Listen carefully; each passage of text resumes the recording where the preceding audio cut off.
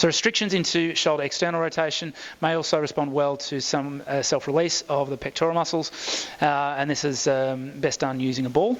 So basically, placing the ball on the ground and then placing the chest in contact with the ball, hand behind the back, and then from there, using the shoulder girdle to move the pectoral muscles around over the ball, finding those areas of tenderness and tightness, and then just holding some constant pressure or performing small circles around the ball. So external rotation range of movement up at 90 degrees of abduction may respond well to some contract relax stretching.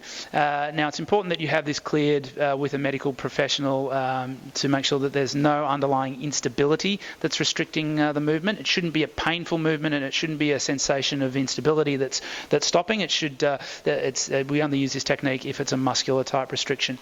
But basically, with the arm up at 90 degrees and the elbow at 90 degrees, holding onto the TRX in one hand and basically moving the body forwards so that the shoulder moves into external rotation. Basically keeping a straight line, an axis of movement through the arm and just rotating around that axis, going to end range, and then from there basically pushing against the resistance of the strap. So if the strap wasn't there, we'd be doing this type of movement, holding that for 5 to 10 seconds.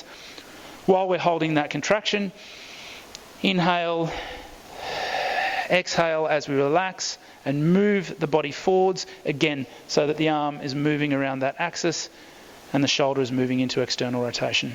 So restriction into shoulder external rotation, particularly if there's a big difference between active and passive range of motion, these may respond well to some isometric holds at end range.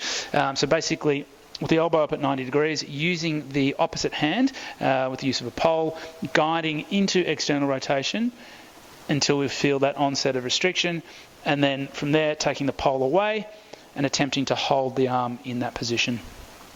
So using the pole to assist in getting into end range and then taking the pole away and holding at that range.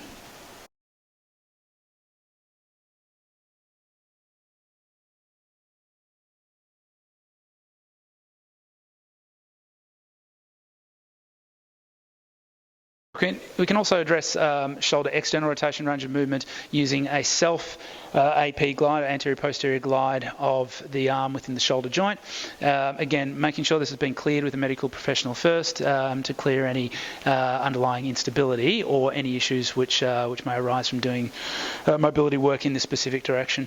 If it is just a muscular restriction, then we can use this technique to improve range. We're basically placing the band at the front of the arm, just down from the shoulder joint, arm up at 90 degrees, elbow at 90 degrees, and then using the opposite hand to guide the arm into external rotation, and from there moving forward so that the band is pulling the arm back into the socket and then attempting to rotate further into range.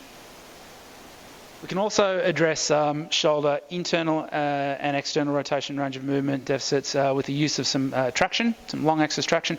So basically holding onto a strap fixed against a steady surface and basically moving the body away from the strap so that we're getting the sensation of the arms being pulled away from the shoulder joint, and then maintaining that pull, rotating the arm inwards and outwards.